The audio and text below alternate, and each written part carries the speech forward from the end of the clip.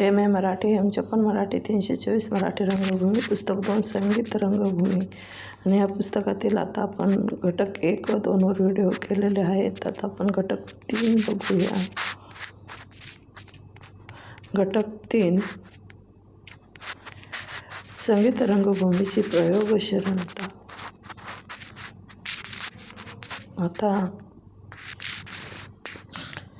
आता या घटकाचं प्रास्ताविक जर पाहिलं की संगीत नाटकांच्या इतिहासात आपण बघितले की विष्णुदास भाव्यांपासून सुरू झालेले संगीत नाटकांची लोकप्रियता एका टप्प्यातून खूप टिकून होती, पण नंतर मात्र हळूहळू ही लोकप्रियता कमी झाली आणि संगीत नाटकांचा दर्जा ढासळू लागला.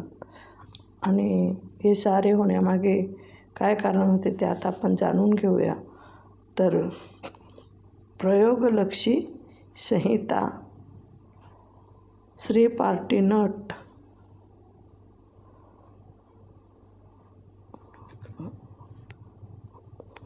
हे बहुतेक कारण असावी. तर प्रयोगशीलता संहिता म्हणजे काय आपण ते बघूया.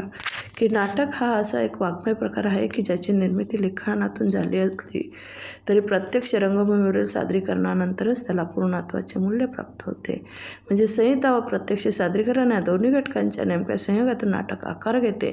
जेव्हा यापैकी एकाची बाजू कमी व एकाची बाजू जास्त होते तेव्हा नाटकाचा तोल ढासळतो व ते नाटक लुप्त होण्याची प्रक्रिया सुरू होते. आणि संहितेचे रूप फिके पडून केवळ प्रयोगरूपात नाटक जिवंत राहू लागले आणि केवळ प्रयोगासाठी नाटकातील संहितात्मक मूल्यांना गौणत्व प्राप्त झाले.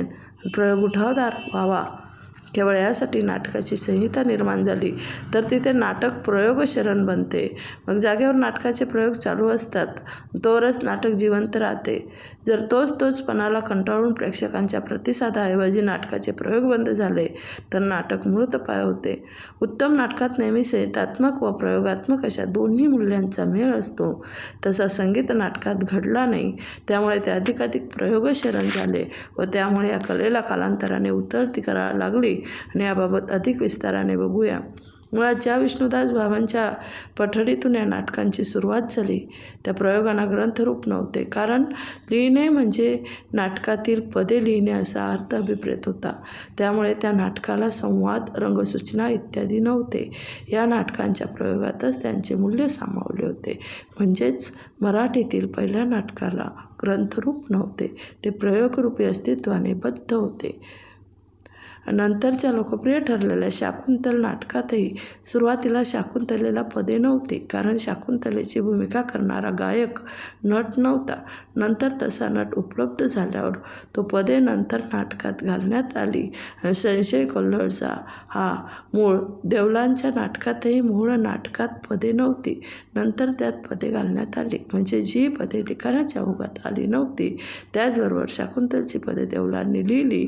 नंतरच्या एकच पालामधील पदे वि. गुर्जर यांनी लिहिली. म्हणजेच एका लेखकाच्या विचारप्रक्रियेतून संवाद आणि पद अशी जी एकजिनसी रचना अभिप्रेत होती ती यात घडली नाही. तर प्रयोगाच्या लोकप्रियतेसाठी पदे नव्याने घालण्यात आली. आणि खाडीलकरांनी सुरुवातीला गद्य नाटके अधिक लिहिली. नंतर केसरीतून बाहेर पडल्यानंतर त्यांच्या उपजीविकेचा प्रश्न होता व बालगंधर्व तेव्हाचे लोकप्रिय कलाकार होते, त्यामुळे त्यांना डोळ्यासमोर ठेवून खाडीलकरांनी नंतरची संगीत नाटके लिहिली. म्हणजेच मूळ नाट्यबीज व त्यावर आधारित नाट्योपदे अशी रचना झाली नाही. अर्थात तरी या नाट्यकृतीचा वाङ्मयीन दर्जा बऱ्यापैकी राखलेला होता, पण तरी प्रयोगीकरणामुळे तो दर्जा जरासा खाली आला असे म्हणावे लागते. आणि किर्लोस्करांच्या पदांची लोकप्रियता पाहून कित्येक जणांनी नाटकात पदे वापरली आणि आपल्या नाटकाची गरज किती व कोणत्या पदाची याचा सरासर विचार न झाल्याने हे नाटके लोप पावली, कालोघात नष्ट झाली. नंतरच्या काळात रांगणेकरांची नाटके लोकप्रिय ठरली तेव्हा संगीत रंगभूमी मृतवत अवस्थेत होती. रांगणेकरांनी संगीत नाटकाचा मूळ मध्यमवर्गीय प्रेक्षक डोळ्यासमोर ठेवून व्यावसायिक दृष्टिकोनातून नाट्यरचना केली. मध्यमवर्गीय प्रश्न, त्यांची सुटसुटीत उत्तरे, फार ताणतणाव व गुंतागुंत नसलेली, मनाला भावणारी अशी साधी नाट्यरचना त्यांनी केली. ज्या प्रकारच्या नाटकाला प्रेक्षक गर्दी करेल तशी संहिता लिहायची हे ठरवून त्यांनी नाट्यलेखन केले. आणि त्यामुळे ज्या इब्सेनचा प्रभाव त्यांनी मानला त्यांच्या लेखनाची पातळी नाटके गाठू शकली नाहीत आणि अधिक सखोलतेने प्रश्न हाताळण्याची धमक प्रेक्षक दूर जातील या भीतीने या नाटकांनी दाखवली नसल्याने आवश्यक त्या वाङ्मयीन मूल्यांपासून ही नाटके दूर गेली आणि त्यामुळे एकंदरीत सामाजिक प्रश्नांना संगीत नाटक काही अपवाद वगळता भिडू शकले नाहीत. संगीत नाटकांच्या सर्व संहिता जिथे पदे असतात तिथे त्याचा सांगीतिक राग ताल यांचे सूचन असते, परंतु हे पद किती वेळ गाणे नाटककाराला अभिप्रेत आहे याचे सूचन नव्हते. कोणतेही पद किती वेळ गावे याची पुरेपूर कल्पना नाटककाराला असणे अभिप्रेत होते आणि त्याची दिग्दर्शकाकडून व कलाकारांकडून प्रत्यक्ष प्रगत अंमलबजावणी करणे आवश्यक होते. नाटक हे नाटककाराचे रचित असते. किर्लोस्कर देवल यासारखे नाटककार या बाबतीत कडक शिस्तीचे असल्याने त्यांच्या नाटकात तो संयम पाळला जायचा. नंतर जे गाण्याचे जलसे झाले तरी त्यांच्या नाटकात झाले नाहीत, पण हा संयम नंतरच्या नाटककारांनी पाळला नाही. गद्य व पद्य यांचे अभिव्यक्त रूप असे स्वरूप बदलून हळूहळू नाटकात गद्याचा संकोच होऊ लागला आणि आशयापासून पदांची फारकत होऊ लागली. नाटकातील नाट्य कमी होऊन पदांनाच प्रतिसाद मिळू लागला. त्यामुळे नाटकातील नट स्वतःच्या इच्छा आकांक्षा पुढे नाही तर पदांच्या प्रतिसादासाठी रंगमंचावर काम करू लागले आणि याचा परिणाम अभिनयावर झाला. केवळ बरा गातो या गुणवत्तेवर नंतर नाटकात काम मिळू लागले. ज्या नटांना गायनाला प्रतिसाद मिळू लागला त्यांनी तेवढ्यावरच लक्ष केंद्रित केले.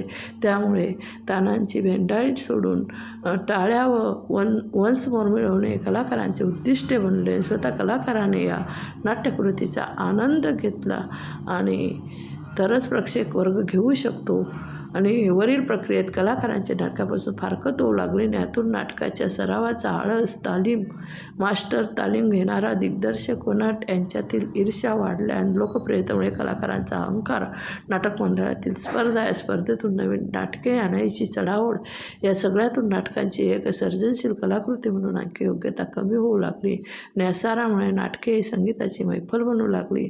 नाटक चांगले की वाईट ही नाटकाची संहिता वाचून न ठरवता प्रयोगाच्या लोकप्रियतेवर जोखण्याची पद्धत निर्माण झाली. लोकप्रियता निकष नाटकाचा आशय न राहता संगीत हा जसा बनू लागला आणि जसे संगीताच्या दर्जावर नाटक तोलले जाऊ लागले, पदाला दाद देणे हे संगीत नाटकाचे आस्वादन अशी कल्पना रूढ झाली. म्हणजे निर्मिती व आस्वादन या दोन्ही प्रक्रिया प्रयोगाच्या यशस्वीतेच्या मूल्याने बाधित झाल्या आणि सुरुवातीची बरीचशी संगीत नाटके पौराणिक कथानकात होतो तेव्हा हा नाटक रूपबंध नवीन असल्याने पौराणिक कथाशी परिचित असल्याने प्रेक्षकांना जोडून घेता येतो असे नाटककारांना वाटले व नंतर जशी ही नाटके लोकप्रिय झाली तेव्हा नवीन विषयांना हात घालण्याचे धाडस फार कमी जणांनी दाखवले आणि त्यामुळे नाटकाच्या आशयाचा परीघ त्यात पौराणिक विश्वापुरता मर्यादित राहिला. नाटकाच्या विकासाची गती खुंटली आणि गद्याच्या बाबतीतही विचार केला तर सुभाषित वजा वाटणारी भावभावना उत्तेजित करणारी लांबलचक वाक्य म्हणजे उत्तम संवाद असे वाटू लागल्याने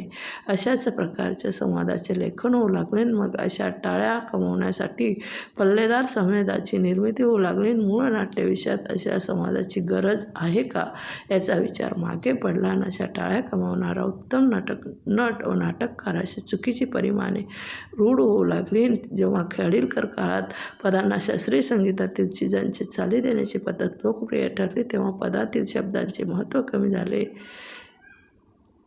शिशुपाल वैराग्नी पेटला भेटला जणू कृष्ण भल सागर तयाला अशा चुकीचा अर्थ प्रदर्शित करत गायली जाऊ लागली. म्हणजेच पद हे संवादाची संघ ही मूळ कल्पना मागे पडली आणि किर्लोस्करांच्या लोकप्रियतेमुळे नंतरचे जे अनुकरण केले ते केवळ मेळ काटेकोरपणे राखल्याने त्यांची पदसंख्या जास्त असूनही नाटकाचा आत्मा हरवला नाही, पण मात्र अनुकरणात संगीताचा अतिरेक झाला. नाटकातून फक्त संगीत ऐकायला मिळे तोवर ही नाटके जोवर चालली, पण नंतर जसे बोलपट, आकाशवाणी, दूरदर्शन माध्यमे आली तसे संगीत ऐकायला अधिक माध्यमे उपलब्ध झाली व नाटकांची तितकी गरज प्रेक्षकाला वाटेनाशी झाली. नंतरच्या काळात प्रेक्षकांची जीवनशैली गतिमान झाल्याने 5-7 अंकी अनेक प्रवेशी नाटके त्यातील पदे इतका वेळ उपलब्ध नसल्याने नाटकाचा रूपबंध हळूहळू अस्तंगत झाला. म्हणजेच प्रेक्षकांच्या प्रतिसादावर नाटकाचे मूल्य जोखल्याने संगीत रंगभूमी लोप पावली. तर स्त्री पार्टी नट दुसरं कारण मध्ये श्री पार्टी नट रंग लोप पावण्याचं. रंगभूमीच्या सुरुवातीच्या काळात स्त्रियांना रंगमंचावर प्रवेश सामाजिक नीती नियमांद्वारे वर्ज होता. त्यामुळे नाटकातल्या स्त्री भूमिकाही पुरुष नटच साकारत आणि अशा नटांना स्त्री पार्टी असे संबोधले जायचे. प्रत्येक वर्ष नाटक या व्यवसायाला खूप प्रतिष्ठा नव्हती. नाटक बसायला गर्दी असली तरी या कलाकारांना रंगमंचाबाहेर प्रतिष्ठा नव्हती. सामाजिक जीवनात त्यांची हेटाळणी व्हायची. त्यामुळे स्त्री पार्टी व्हायला सहजतेने कोणी तयार होत नसे. गोरी सुस्वरूप व थोडी गाता येणारी मुले नाटक मंडळाकडून पळवली जायची आणि त्यांच्या पालकांची नाटक व्यवसायात मुलांना पाठवण्याची तयारी नसायची. काही जण आर्थिक गरजेपोटी हे काम स्वीकारत आणि केस वाढवणे, दाढी-मिशी कापणे हा तेव्हाचा धर्मव्यवस्थेला अमान्य अशा गोष्टी केल्याने नटांच्या मानसिक स्तरावर गुंतागुंत तयार होईल. स्त्रीची भूमिका पुरुषांनी स्वीकारणे या धारणेतून कलात्मक पातळीवर अनेक तडजोडी कलाकारांनी प्रेक्षकांनी मान्य केल्या आणि कदाचित याच भूमिका स्त्रियांनी केल्या असत्या तर नाटकाचे रूप वेगळे असते. गायन व अभिनय या दोन्ही स्तरावर या तडजोडी प्रेक्षकांच्या सामाजिक धारणामुळे केल्या गेल्या आणि त्याचा परिणाम नाटकाच्या मूल्यव्यवस्थेवर झाला. तत्कालीन साहित्यवादी स्त्री पार्टी या नव्याने उदयाला आलेल्या समाज घटकाचा उल्लेख सापडतो. विनोदी लेखक चि. जोशी यांच्या रहाड गाडगे या कादंबरीची नायिका भीमा ही स्त्री पार्टी नटाची पत्नी आहे. त्याचे लग्न होत नसल्याने भीमाला फसवून हे लग्न झालेले आहे आणि आपला नवरा स्त्री पार्टी असल्याचा मानसिक त्रास तिला कसा होतो या व्यवसायातून त्याला परावृत्त करून प्रथित यश मैफिलीचा गायक बनवण्यापर्यंत त्याचा प्रवास कसा घडतो तो या कादंबरीतून दिसते. तेव्हा शिरकलेल्या नोकरी करणाऱ्या लोकांपेक्षा कितीतरी पटीने जास्त पैसे या नटांना मिळत होते. कारण नाटकांना तिकीट खिडकीवर तुफान प्रतिसाद होता. पण या नटांची कारकीर्द कमी काळापुरती असायची. लोकप्रियता अस्तंगत झाल्यावर त्यांचे हाल व्हायचे. पैसा, सामाजिक भ्रष्टाचार या सर्व आघाड्यांवर त्यांचे नुकसान व्हायचे आणि त्यामुळे जास्त पैसा मिळाला तरी पालकांना आपल्या मुलाने स्त्री पार्टी नट बनावे असे सहजतेने वाटत नव्हते. थोडक्यात स्त्रीची भूमिका स्त्रीने केल्याने व ती पुरुषाने केल्याने संगीत नाटकांचा कलात्मक मूल्यावर नक्कीच परिणाम झाला. आता संगीत नाटकांचे बदलते स्वरूप आपण बघूया. संहिता, संगीत व भाषा या अनुषंगाने कसे ते बदलले हे पाहू. काळाच्या विविध टप्प्यावर संगीत, संहिता व भाषा तिन्ही पातळीवर संगीत नाटक कसे बदलले गेले ते पाहू. आपण याआधीही पाहिले की मराठीतल्या पहिल्या सीता स्वयंवर या नाटकाला लेखी संहिता नव्हती. त्यातल्या फक्त पदांचे लेखन नाटककाराने केले होते. या नाटकात सर्व संवाद, रंगसूचना, सूत्रधार त्यांच्या पद्धतीने बोलायचा. त्यानंतर नाटकातही हीच पद्धत रूढ झाली. त्यामुळे पदे लिहिली म्हणजे नाटक लिहिली. समाजात बद्ध संहिता बरीच वर्ष मराठी नाटकाला नव्हतीच. अर्थातच त्यामुळे नाटकाला पद्धतीने प्रवेशांक अशी रचना नव्हती. किर्लोस्करांनी संस्कृत, उर्दू, पारसी, इंग्रजी अशा अनेक भाषेतील नाटके डोळ्यासमोर ठेवून संगीत शाकुंतल रचले व नवीन नाट्य परंपरेचा पाया घातला आणि त्याच्या डोळ्यासमोर बंदिस्त नाट्यकृती असल्याने त्यांच्या नाटकातही संवाद व पदे यांनी युक्त अशी बद्ध संहिता होती आणि त्यात अंक व प्रवेश यांची पद्धतशीर मांडणी होती.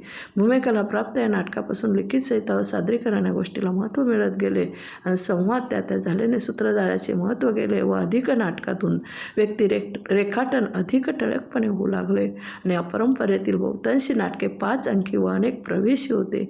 म्हणजे अत्यंत विस्तृत अशी संहिता नाटकात होती. नांदी ते भरत वाक्य. नांदी म्हणजे सुरुवातीला म्हटले जाणारे परमेश्वराचे भजन आणि भरत वाक्य म्हणजे शेवटी शेवटी म्हटले जाणारे वाक्य. ही रचना तत्त्वे या नाटकात लागू होती. या परंपरेतील नाटकात पात्रांसंख्याही बरीच होती. नंतर कालावधीत 5 अंकाचे 3 अंक झाले आणि पदसंख्या व पात्रसंख्या कमी झाली आणि प्रवेश संख्याशी कमी होऊ लागली.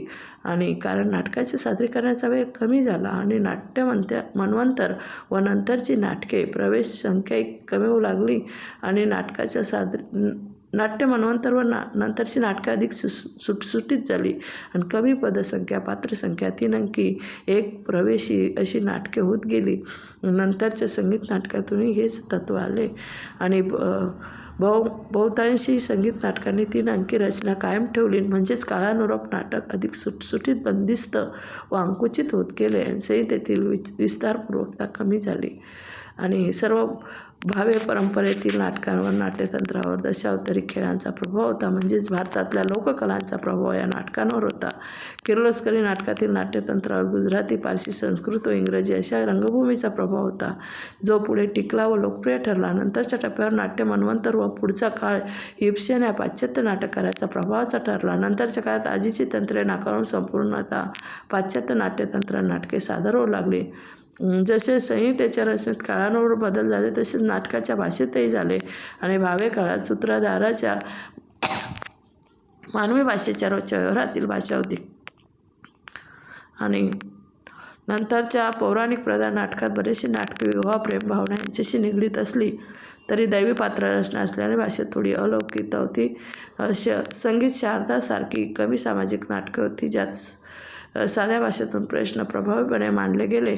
आणि संगीत शारदा, संगीत सौभद्र यासारख्या नाटकात रोजची व्यवहाराची भाषा होती. तत्कालीन म्हणीचा सुयोग्य वापर या नाटकात दिसतो. नंतर गडकरी खाडीलकर यांच्या नाटकात वैचारिक प्रतिपादन असल्याने भाषा गुंतागुंतीची संस्कृत वचर बनू लागली. पल्लेदार, लांबलचक संवाद, समास, सुसंधी यांनी युक्त असलेले वाक्य असे स्वरूप या भाषेचे होते. गडकरी कोल्हटकरी नाटकात अतिशयोक्ती, चमत्कृतीजन्य यांचा आढळ असल्याने भाषेचा वापर तसाच झाला. नंतर भाषेचा वारसा अत्र्यांनी त्यांच्या नाटकातून पुढे आणला. खाडीलकर, वीर वामनराव जोशी यांच्या नाटकातून ओजस्वी वीरश्री प्रधान भाषा संवादातून, पदातून लिहिली गेली. काही नाटकातून संत चरित्र मांडले गेले नाही तरीच भावभक्तिपूर्ण भाषा या नाटकातून योजली गेली. आणि वरेरकर सारख्या नाटकरूपान नाटकातून सामाजिक प्रश्नांना वाचा फोडल्याने भाषेने अधिक वस्तुनिष्ठ रूप धारण केले. याचाच वारसा पुढे नाट्य मन्वंतर्या व रांगणेकर, बाळ कोल्हटकर यांच्या नाटकात दिसतो. या नाटकात नाटकाचा आशय मध्यमवर्गीय जाणीवांशी निगडीत असल्याने घरगुती वळणाची, बुद्धीला फार ताण न देणारी, भावभावनांना आव्हान करणारी भाषा नाटकातून पुढे आली. शिरवाडकर, कानेटकर यांच्या संगीत नाटकारांनी पौराणिकतेशी जरी नाते जपले तरी त्यांची भाषा अधिक गंभीर, उद्धत, तत्वप्रधान होती.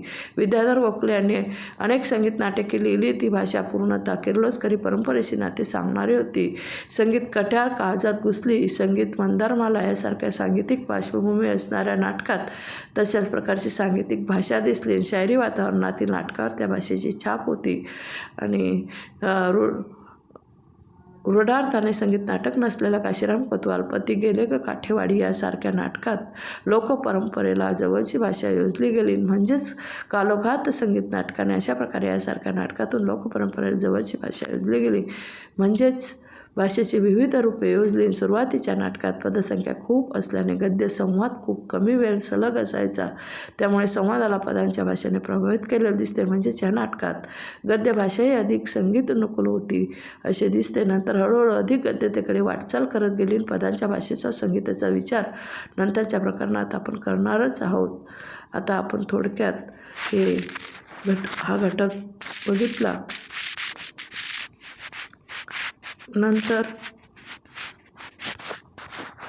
नंतर आपण चौथ्या घटकाचा व्हिडिओ करणार आहोत. त्यात मित्रांनो, व्हिडिओ आवडला तर लाईक, शेअर, सबस्क्राईब करायला विसरू नका प्लीज.